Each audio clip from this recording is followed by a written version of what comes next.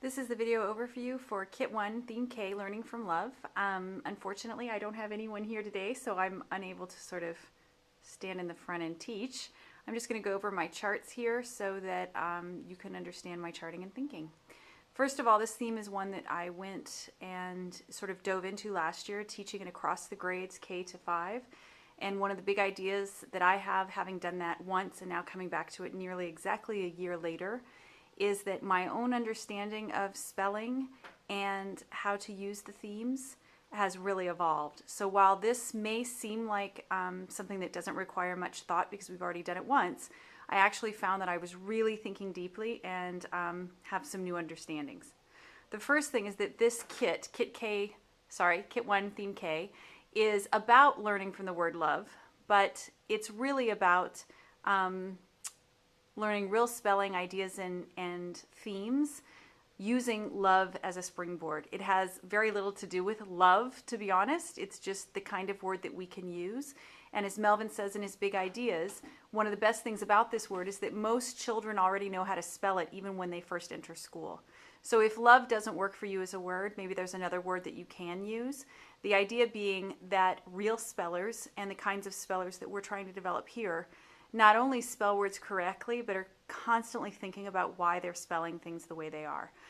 So using love helps kids recognize that although they can spell it, digging into and fully understanding it is of benefit to them, because then they can use that understanding and apply it to other words. Of course, the biggest thing that we've been talking about for the last couple of weeks, and that is certainly part of this whole framework, is that studying spelling is about developing a way of thinking. And that's really what this theme does. So I'm just going to jump right into it. This theme is going to teach that there, like I said, is a lot to learn from single words, even when you are quite sure how to write them, that English words do not end in V. You and you is not an allowable string in English words. We use OV instead. And that only suffixes that begin with a vowel letter replace a final single silent E. There is a spelling misbehavior that is identified in this theme, but we tolerate it and need to be on the lookout for it. So, getting started. And this is going to be jerky, I apologize, but I'm trying to walk around and do this at the same time. This theme is also a good one for teachers learning how to use this framework, because it goes back to some kits that we've already looked at, Kit 1, Theme A and D. It reinforces some of those lessons, and it also anticipates some work we're going to do next week, Kit 4 Theme C, which is the OU partnership. So again, one of my favorite things about real spelling that I'm slowly learning is that it doesn't sort of jump off a cliff. Instead, we are climbing slowly down, with each theme growing on top of and reinforcing the one that was before it. So, first of all, this comes to the idea of why we study a word students already know how to spell. I spoke about this just a minute ago, but it's about digging into that deep understanding and developing a way of thinking. These charts, of course, are on the wiki, so if you want to look at them in depth, you certainly can. Okay, so please bear with me while I... The next word that we're going to look at in this theme, and this is pre-theme work that Melvin does, is the word rough. And rough can be used, I need to move backwards here, rough can be used just like the word love is used to get at some main ideas that we want to teach about in spelling. I went through this theme and I noticed 4 things that Melvin pointed out that could be taught using the word rough as our base. Again, it's not about spelling the word rough, it's about learning from the word rough and applying that to other spellings. So the first one, of course, is the homophone principle. And one of the best things about the word rough is it's got a homophone, and those homophones are differentiated not only by their vowel parts, but also their consonant parts.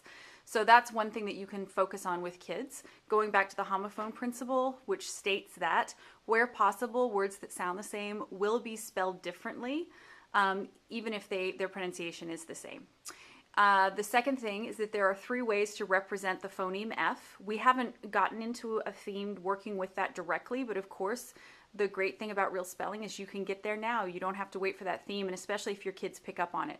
So those 3 ways are PH, which is only used with words of Greek origin, and we could look up the word rough and find out that it's not Greek, so PH wasn't used. The word F, was already used in the word rough, which was related to the word ruffle. And of course, the one which was used is UGH, okay? The third thing that was taught using the word rough is that there is a non-allowable letter string of UU in English. And the reason for that is because W is already a letter in our alphabet.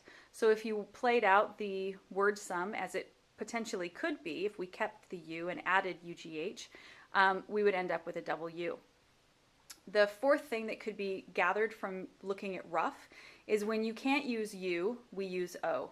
And this is the next closest vowel if you use the vowel hand, and it also helps establish some of the important things about real spelling, that there are systems that we can adhere to. I'm going to try to hold this out.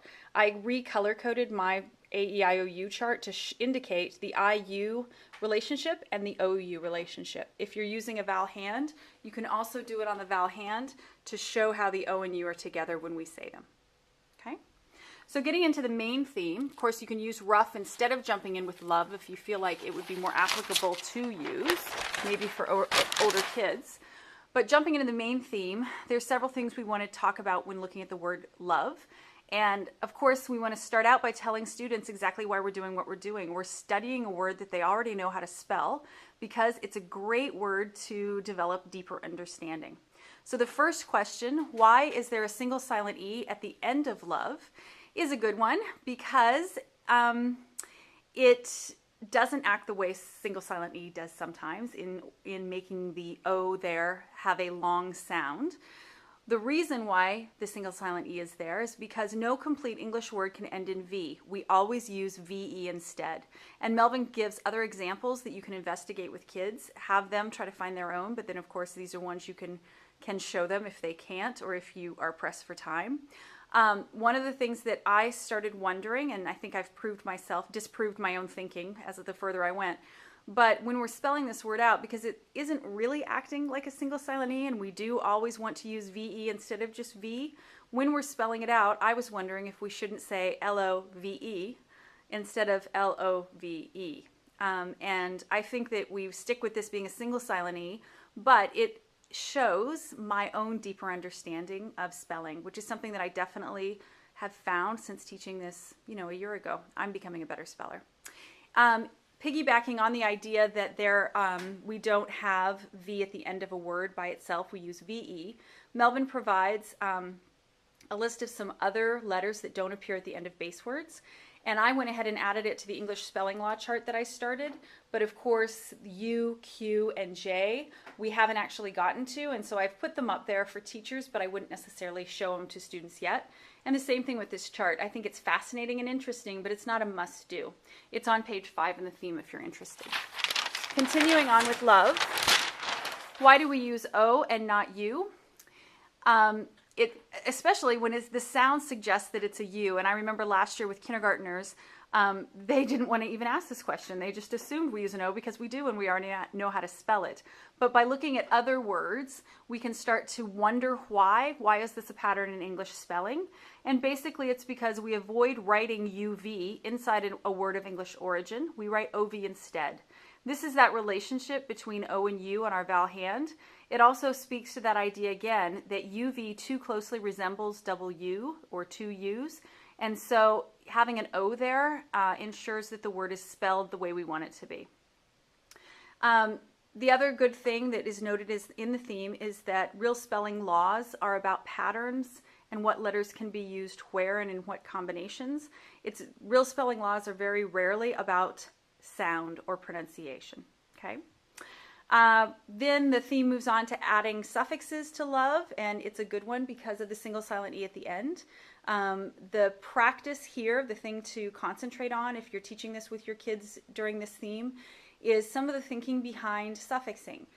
If we were going to, and we will next year for sure, but get into some targeted assessment around the skills we're teaching, we want to look for students that are asking themselves as soon as they're going to add a suffix, does the suffix begin with a vowel letter? And if it does the word taking the suffix end with a single silent E? This wording and this thinking is very important for spelling and has huge ramifications for spelling all kinds of words, not just love. And we want to get at the heart of what students are thinking as they do the suffixing work. Okay? So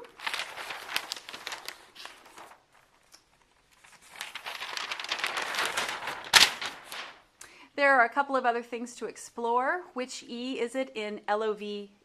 And I just gave it away right there by spelling it out. You can also give it away by doing a word sum and showing that the ED is there because it is a suffix. This is another excellent sort of assessment for kids to see how they're doing with suffixing and really get a handle on their thinking. When is the final E not replaced? And this would be, of course, if we're adding a consonant suffix. Some good words to practice there. You can talk about a misbehaving word, which is lovable. It can be spelled with the E or without the E, and there are some other examples like that. Last year this came up, and I just sort of assumed that the ABLE wasn't a suffix. It was instead a like a compound word. I don't know Melvin's thinking on that, but I'm still leaning toward that because I think lovable makes sense. But again, something good to talk about with kids. And finally, the spelling of loveliness. This is a fun one because it really makes kids work. And it's the idea of a consonant suffix being added to love, which doesn't cancel out the E, but we have that Y in the middle, and we know there are only 3 good reasons to keep a Y inside a word. So if your kids have had exposure to this, this is a fun one to practice again to assess their learning. If they haven't yet, this can also teach that idea. So finally ending up, as I said, last year I taught across the school and I made a bunch of sort of my own resources to go with this with the limited understanding I had at that point. They're all on the server for you to use. One of the things included in the kit, of course, is a great love matrix that students can build a lot of words with and do a lot of learning. Finally, to end up this overview, I just wanted to come over here and show that one of the things we're going to need to be thinking about next year especially, and giving some thought to as we continue teaching this year, are some real assessment opportunities that we can do to get at the large ideas we're trying to teach, not just the little ideas, the spelling, but more about the thinking. So this is where we're headed, and it's going to be a great journey. Thank you.